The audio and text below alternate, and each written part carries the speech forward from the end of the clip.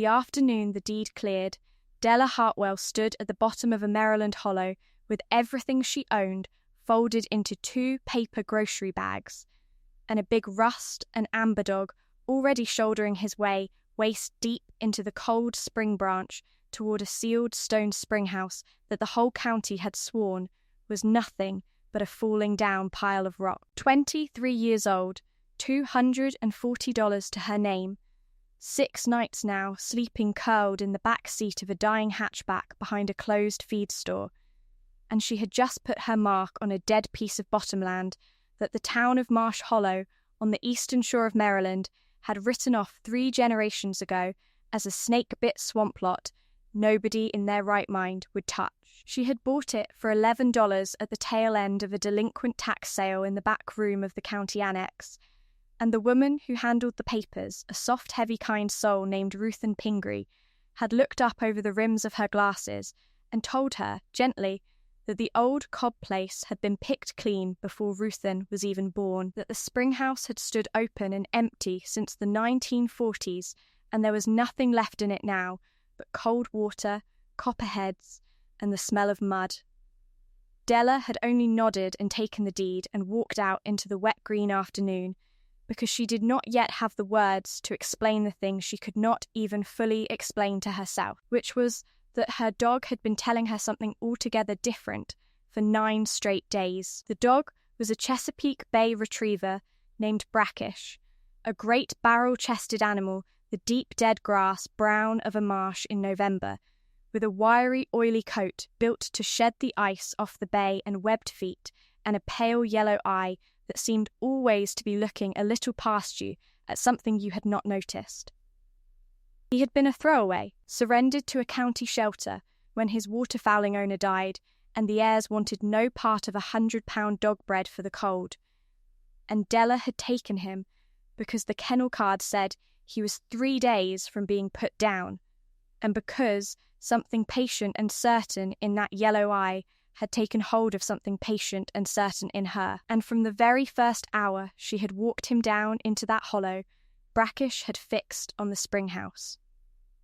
Not the road, not the leaning barn. He had gone straight down the slope to the spring branch, the little clear ice-cold creek that ran out from under the Springhouse foundation, and he had waded into his chest and begun to swim slow, stubborn circles around one particular corner of the stone, the downstream corner where the branch came out coldest, nosing the dark water. Dipping his whole blunt head under and coming up streaming and giving one low, chuffing bark and turning to look back at her as if to ask why on earth she was just standing there on dry ground. He did it the first evening, and she thought it was the heat. He did it the second morning in a grey drizzle, and she had to wade in and haul him out. By the 9th day, when she had her $11 counted out and the annex doors opened, Brackish was standing at the car before first light, pressing his cold nose to the glass, asking plain as speech to be taken back down to that corner of cold water. A retriever circling one spot for 9 days, diving the same patch of cold branch over and over, is not playing in the creek. He was retrieving. He had simply not yet been able to reach the thing down there 400 years of breeding told him to bring back. A springhouse is the kind of small, humble building that half of older America has either stood inside or heard a grandparent describe. Before the electric refrigerator came down the country roads, every farm with a cold spring built a little house of stone right over the water, a low, thick walled chamber roofed in slate, the spring channeled to run in one side and out the other across a shallow stone trough, so that the steady, deep cold of the earth's own water, the same 50-some degrees winter and summer, kept the milk sweet and the butter hard through the worst heat of a Chesapeake August. They were the cold heart of the old farms. The Cobb Springhouse had been the cold heart of one of the oldest farms on that whole stretch of the eastern shore, a place that ran cattle and shipped cream by wagon to the steamboat, landing back when the bay was thick with white sail. And then the farm had failed the way the old bay farms all failed, the soil gone tired, and the young people gone to the city, and the last cob dying without a child, and the land had passed to the county for unpaid taxes, and simply gone to brush.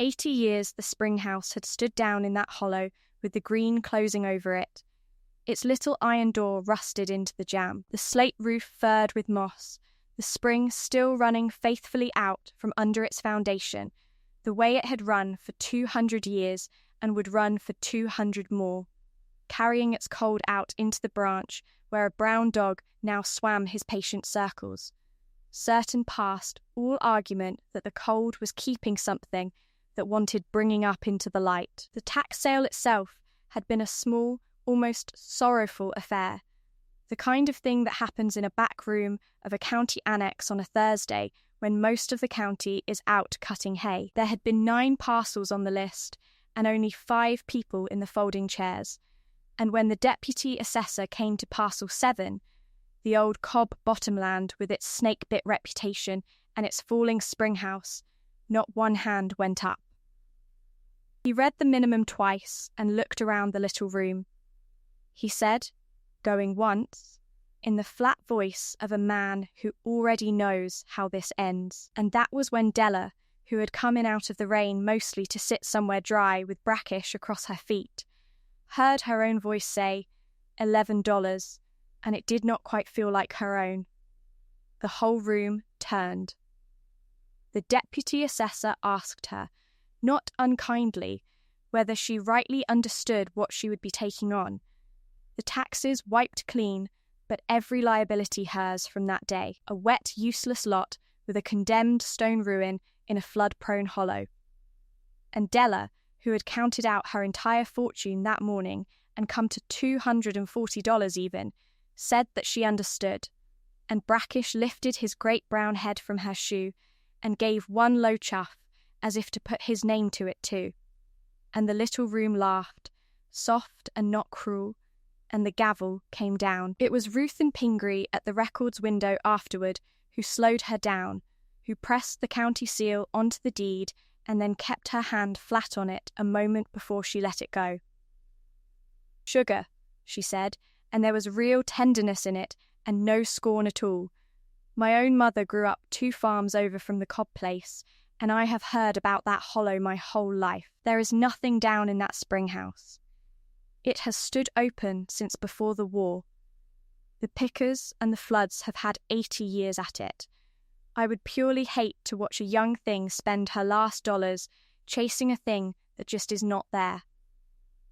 And Della had looked down at the big brown dog leaning his whole weight against her shin, the dog who would not give up that corner of cold branch. And she had thought, but had been too tired and too proud to say it, that there was at least one soul in the room who did not agree. So she only thanked the kind woman and took her $11 deed and walked back out into the green Maryland rain, and Brackish pulled toward the water the whole way back to the car. If you are new here, welcome to Pet Road Stories. We tell stories about people who have run all the way out of road and out of money and out of luck, and the loyal animals who walk that last hard stretch beside them and find, in the very places everyone else decided to walk on past, the one good thing nobody knew was still waiting there. If that is the kind of story you keep a candle lit for, take just 1 second right now to tap subscribe and ring that little bell, so the next time a quiet story like this one comes home down the road, you are standing at the door when it does. Now, back down into the green hollow, and the dog who would not give up on the cold water. The first thing Della had to do was get inside the Springhouse, and the Springhouse did not want her in it. The little iron door on the upstream side had rusted into one solid orange object with its jamb, 80 years welded shut by rain and rot. She spent the better part of that first own day with a tire iron from the trunk and a flat river rock for a hammer, working that door, and when it finally let go all at once, with a groan, like something waking up, she stepped into a darkness that breathed pure cold up into her face. A clean mineral cold that smelled of wet stone and watercress and 2 centuries of running water. The inside of a springhouse is the inside of the Earth's own icebox, low and dim and dripping, the spring sliding in silver across the worn stone trough, the thick walls sweating, the air so steadily cold that her breath hung faint in the beam of her phone light, even on a summer afternoon.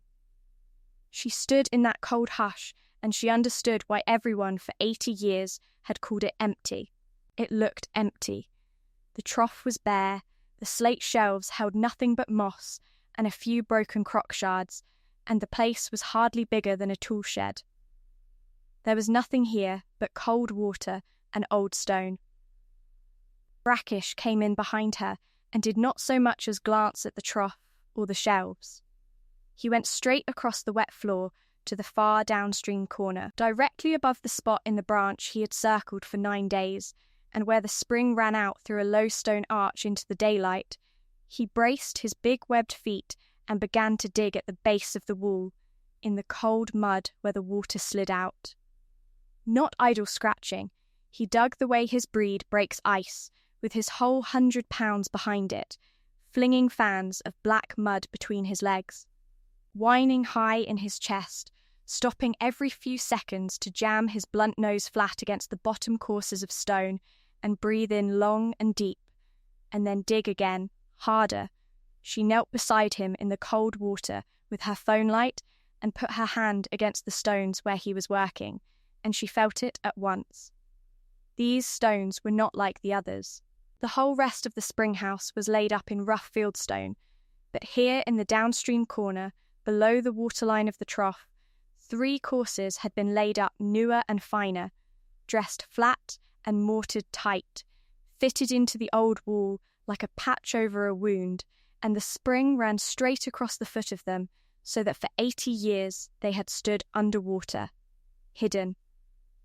The one thing the moss and the pickers and the floods had never thought to look at twice.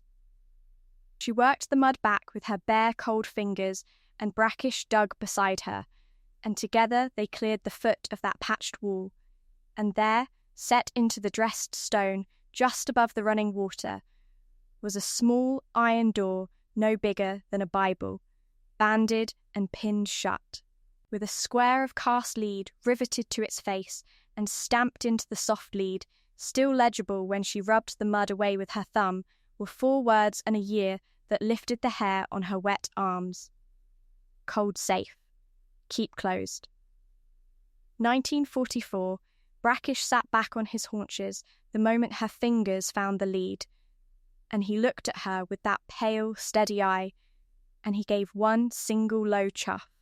The very same sound he had been making over this water for 9 straight days, and the meaning of it was as plain as if the dog had said the words. There that, I told you. Bring it up. She talked to him then, out loud, the way you talk to a dog when there is not another living soul for half a mile. Good boy, she told him, her voice small under the dripping stone.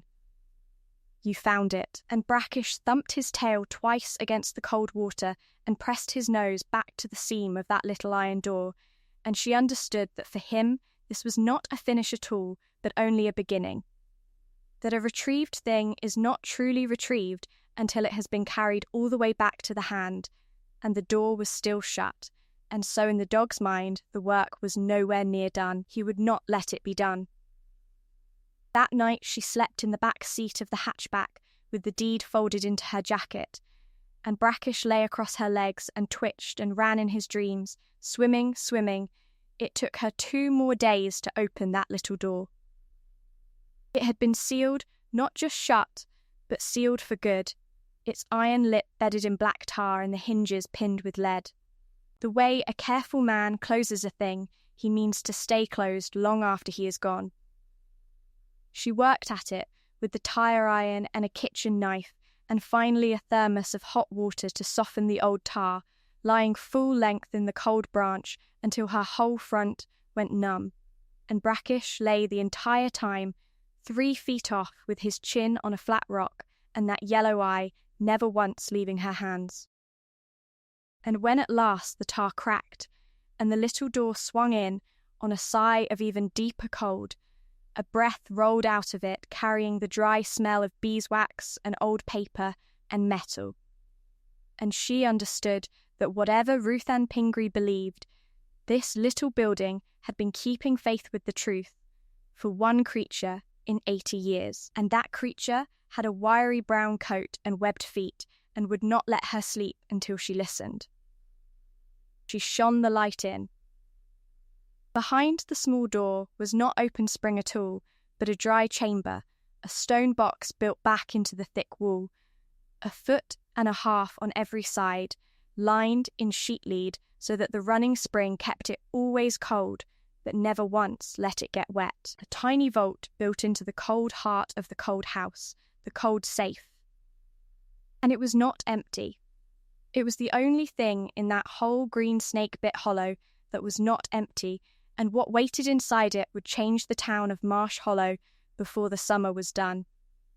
She did not bring it all out that first day, because her hands were shaking too hard, and because the moment her light found what waited in that lead-lined box, she understood she was not looking at a treasure to scoop into her grocery bags, but at something that belonged to more people than just her.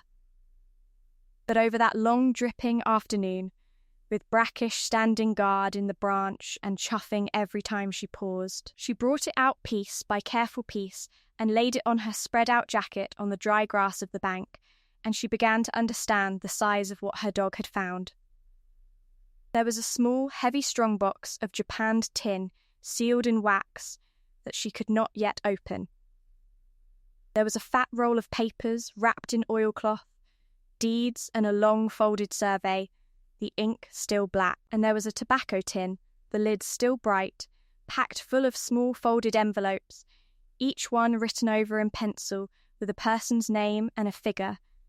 And when she eased the first one open, gentle as lifting a bird from a nest, there was money inside it, old soft large bills gone supple as cloth in the cold, and a slip of paper that read in a careful slanting hand, share of sale, and a family name, and beneath it, not paid, CO, dissolved, there were 31 of those envelopes. 31 of them. And tucked under the tin was a folded letter in the same hand that explained, in plain country words, the whole of it, and reading it there on the bank she had to stop twice to breathe. The Cobb place, the letter said, had not been one family's farm in its last good years. When the old man could no longer work it alone, 31 of his neighbours had bought small shares in the dairy to keep it running, a few dollars a household, the way a poor place keeps a needed thing alive. And when at last the farm had to be sold off in 1944 to settle the old man's debts, there had been a little money owed back to every one of those 31 neighbour shareholders, their few dollars and a small honest profit besides. But the buyer had backed out at the courthouse steps, and the sale had collapsed, and the county had simply taken the land for taxes, and the money owed to 31 poor families had fallen straight through the crack between a dead dream and a tax deed, owed but never paid, because there was no longer any company left to pay it, and the old man's hired man, the last soul who knew, a careful grieving fellow who could not bear to let 31 families' honest due simply vanish into the ground, had taken what little cash the place had left and sealed it up in the one box the cold would keep dry behind the running spring, and stamped the lead and pinned the door and walked away, and grown old, and died, and let the cold keep faith with what the world had quit on.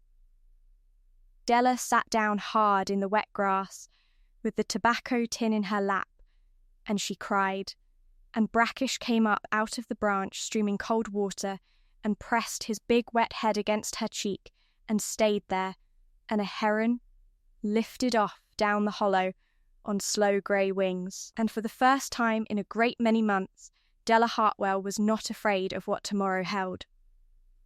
She knew enough to know she could not sort the worth of all this herself, and the next week she drove up to the State Archive at Annapolis and came back down with a quiet, stooped land historian named Dr. Okafor, a man who had spent 30 years tracing the failed dairy farms of the Eastern Shore and the tangled old deeds they left behind, and who, when she laid the oilcloth roll of papers open on a board across the Springhouse trough, went very still and very quiet for a long while. He sat down at last on a mossy stone and took off his glasses and polished them slow on his shirt tail, which Della would come to learn was the thing he did when he needed a moment to make sure his voice would hold. The Japan strongbox, when he eased its wax seal with her leave, held the original articles and the full survey of the Cobb dairy, never properly dissolved, never lawfully conveyed, the buyer's collapse in 1944 having left the whole thing in a kind of legal sleep that the county's tax-taking had only papered over and never truly settled. And that, Dr. Okafor explained, polishing his glasses a second time, was the strange and quiet miracle of it. Because the company had never been lawfully wound up, the deed and the riparian rights it carried had never cleanly passed. And the survey showed something the county's rough tax map had blurred for 80 years, that the old Cobb bottomland did not stop at the hollow at all. The spring branch ran on down through the trees for a quarter mile to where it widened, and the survey carried the title with it, all the way out to a full half mile of unbroken tidal shoreline on a clean cove of the Chesapeake itself, a half mile of bayfront that the resorts and the marinas had eaten up and down the whole eastern shore, and had never once been able to touch here, because on paper this stretch had been snarled inside a dead dairy nobody could untangle, and so the lawyers had left it alone, and the marsh had kept it. "Della," he said, and put his glasses back on so he could look at her square, "you did not buy $11 of snake-bit swamp. You bought, and you can prove, clean title to a half mile of the last wild shoreline left on this part of the bay." He walked her down the branch then in the green evening light to where the trees opened, and he swept his old hand across the whole shining curve of the cove, the pines coming down clean to the water, the marsh gold in the low sun, the great blue bay running out flat and empty to the far shore without a single dock or roof to break the line of it. "Do you understand," he said softly, "that there is no other shore like this left on the whole eastern shore? That they built on every cove from here to the Capes and could not build on this one, because it was already owned by a farm everyone took for dead, and so the marsh held it in trust all these years until somebody came who would listen." He gave her a careful, conservative figure for the shore alone, and the figure was $1,200,000, and he said it twice, slow, because he could see it had not landed the first time. And then he laid his old hand on the tobacco tin of folded envelopes and said the thing she had already begun to feel sitting heavy and good in her own chest, that the land was hers, clean and past dispute, but those 31 envelopes belonged to 31 families, and in a place the size of Marsh Hollow, most of those families were almost surely still right here. If this story has found a soft place in you, do me one small kindness before we go on. Tap that like button, and if you have not yet, go on and subscribe, because honestly, it is the only way the algorithm ever learns that quiet stories about loyal dogs and second chances are worth carrying on to the next person who needs to hear one tonight. Thank you for being here with me. Now let me tell you what Della did with 31 old envelopes and a town full of families. She could have kept every cent of it. Not one living soul would have stopped her, and not one living soul even knew. The shore was hers free and clear, the law was plain, and she could have sold that half mile of bayfront to the first marina developer with a checkbook, pocketed her $1,200,000, and never breathed a word about the tobacco tin. She was 23 and broke and sleeping in a car, and the pull to simply be saved and drive away was a real and human thing, and she felt it move in her. But she had read the careful man's letter and the 31 names penciled on the envelopes, and the old hired man, may God keep him, had thought of that too, because folded in with the letter was a second sheet listing every shareholder family by name and by the lane they had lived on. And so Della did the hardest and slowest and most beautiful thing, which was to give the back half of that whole green summer to handing the money home to its right owners. She took the tobacco tin first to Ruth Ann Pingree at the county annex, the very woman who had told her the Springhouse was empty, and she laid the 31 envelopes out across the records counter, and Ruth Ann Pingree pressed one soft hand flat over her mouth and read down the penciled names and began, quietly, to weep. Because 4 of those names were her own blood. Her grandmother's people had put $3 into the Cobb Dairy in 1941 to keep their neighbour off the county rolls. Their envelope, share of sale, not paid, was the 9th in the tin. The town did not believe it at first, and then it did, and then Marsh Hollow did for Della Hartwell exactly what towns in these stories always do when somebody reminds them of who they used to be to one another. Word travels in a place that's small the way cold travels up out of a spring, slow and steady, and then all at once into every house on the lane. By the second week of July, there was a thin, steady stream of pickups turning down the hollow road that had been turning down nowhere for 40 years. Men and women coming to stand on the bank and look at the little stone springhouse and remember a grandmother who had set the cream crocks in that cold trough as a girl. A grandfather who had cut hay on the cob rise for $1 a day. They came to look and they stayed to work, because down here that is simply what you do. A retired postmistress named Lavinia appointed herself, without asking a living soul, the keeper of the names, sitting by the Springhouse door matching the penciled envelopes to the families still on the rural route, her finger moving down the page. Now this one married into the Tylers. This one's grandson runs the crab house at the landing. This one moved up to Baltimore, but the daughter still comes down for the church homecoming. A waterman named Sledge, who ran a workboat out of the next creek, came one Saturday with his 2 grown sons and a load of cypress, and rebuilt the rotted slate roof and the collapsed footbridge for nothing but a jug of iced tea and the right to say his hands had been in it. He would not take $1.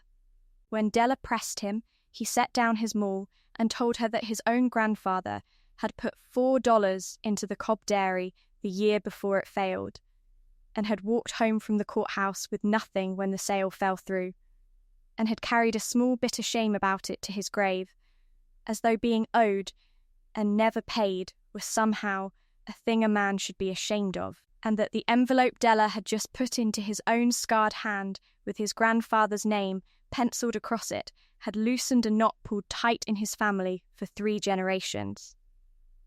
So no, he said, he would not be taking her money. He would be taking the roof and the bridge. The crab house sent down a hot supper every evening that she never asked for and could not turn away.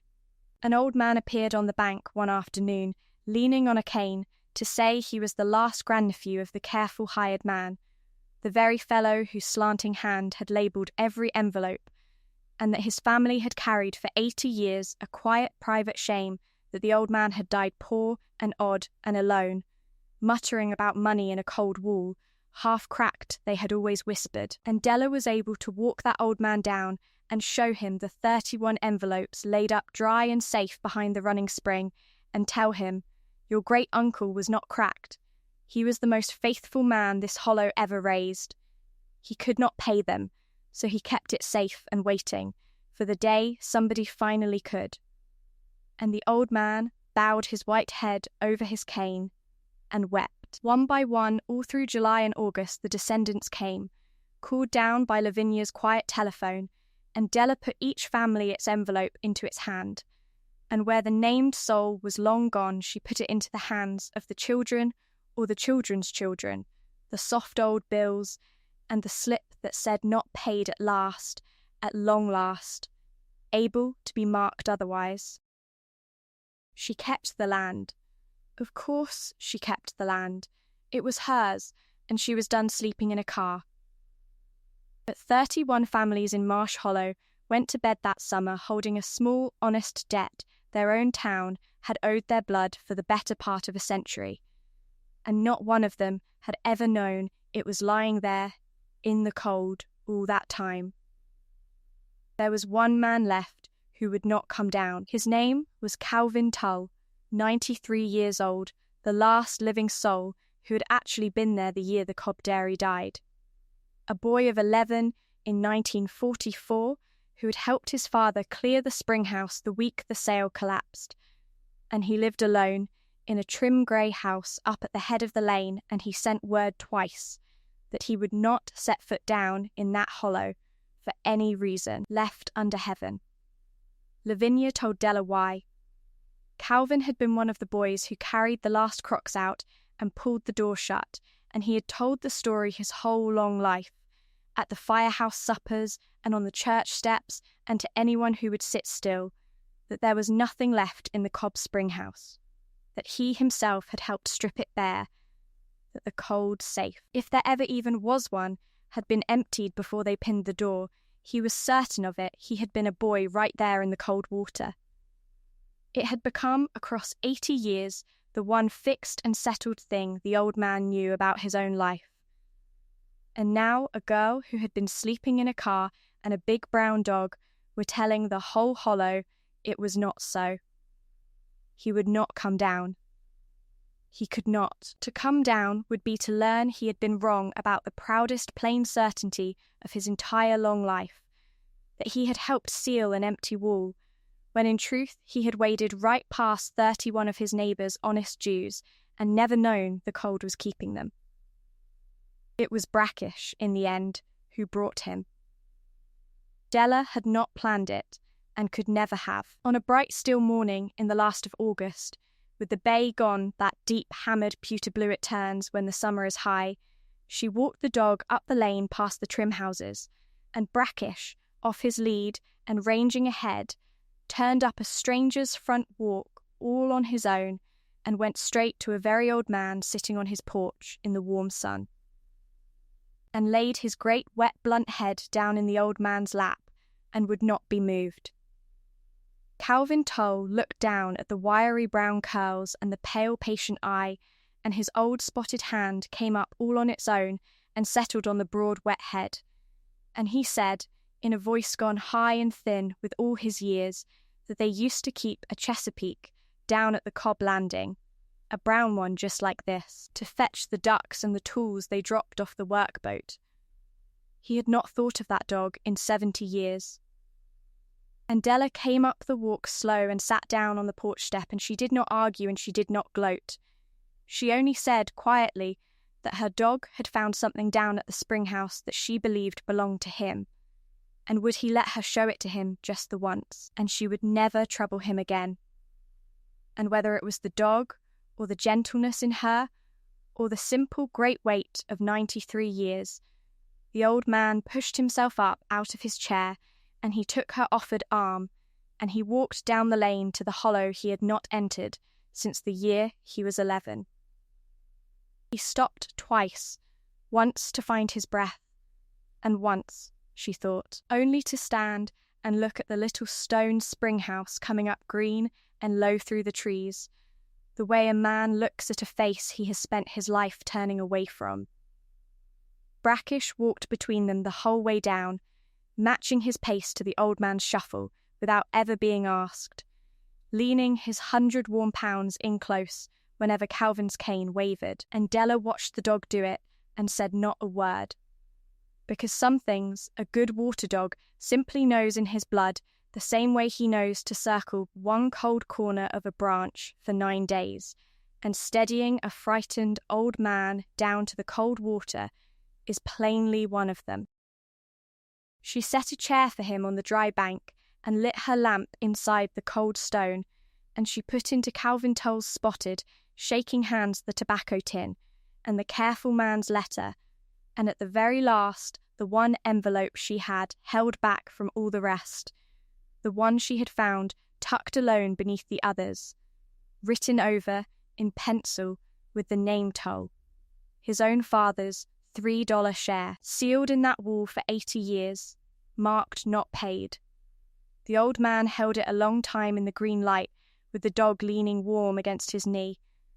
And when at last he could speak, he said the thing Della would carry with her for the rest of her life. He said, "I told this hollow for 80 years that we cleaned that wall out bare. I helped pin the door shut with my own 2 boys' hands. I have stood at the firehouse and swore to grown men that there was nothing in it." And he looked up at her, his old eyes wet and clear as the spring itself, and he said, "I was wrong. God forgive me, I was wrong, and I have never once in all my long days been so glad to be wrong about anything under the sun." The cold kept what we quit on. The cold kept faith when none of us could. And then he laughed, a cracked, wet, wonderful old laugh that ran right up out of the hollow, and he reached down with both spotted hands and took the great brown head of the Chesapeake Bay retriever and held it, and he said, You old water dog, you fetched it up after all. You fetched up what your great-grandsire dropped." They did not turn the Cobb Springhouse back into a working dairy spring, because the world has refrigerators now and there is no more cream to keep. But they did not let it fall down either, and they did not sell that wild half-mile of shore to anyone who would lay a marina across it. With a slice of her shore money and the whole hollow's willing hands, Della made the old place into something that keeps a different thing now. The Springhouse she left exactly as it was, the spring still running cold and silver across its worn stone trough, the cold safe, propped open with a little brass rail around it and a small slate card that tells the story of 31 envelopes, and the careful man who would not let them vanish, and the dog who would not let them stay lost. The wild shore she put into a trust that can never be built upon. A half-mile of marsh and pine and clean bay water held open for good, with a single rough path down to the landing where the children of Marsh Hollow can wade and crab and learn the cold name of the spring. On Saturday mornings now, the bank of the branch fills up with people, and the families of the hollow set out long tables in the cool green of the Springhouse door and sell their crabs and their preserves and their cut flowers, and the descendants of those 31 shareholders keep a table of their own by the footbridge, and Calvin Toll, who lived 2 more good summers, used to sit in a cane chair on market mornings telling the story to every child who would hold. Still, ending it always the very same way, the cold kept faith, and down on the warm boards of the footbridge, in the long green bar of morning light, you will find a big brown Chesapeake Bay retriever named Brackish asleep on the sun-warmed cypress. A working dog who finally got his work all the way done, who swam 9 mornings around one cold corner of a spring branch, because 400 years of breeding told him there was something down there that wanted bringing back, and who was right and who knew it all along. The water people down on that part of the bay have an old saying that the spring forgets nothing, and what the cold keeps, it keeps faithful. Della Hartwell has it cut now into the lintel stone over the Springhouse door.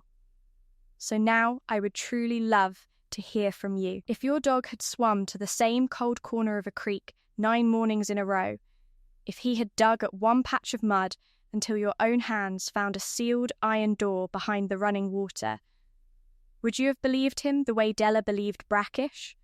Or would you have called him in out of the cold and told yourself it was nothing at all? Tell us down in the comments what you honestly think you would have done, and tell us about the loyal animal in your own life who knew something before you ever did. Because we read every last one, and they are the warmest part of our day. And if this story kept you good company for a little while, please do stay with us. Subscribe, ring that bell, and we will see you on the next quiet road, where somebody who has run all the way out of luck is just about to find that the one thing everyone else walked past was waiting there for them all along.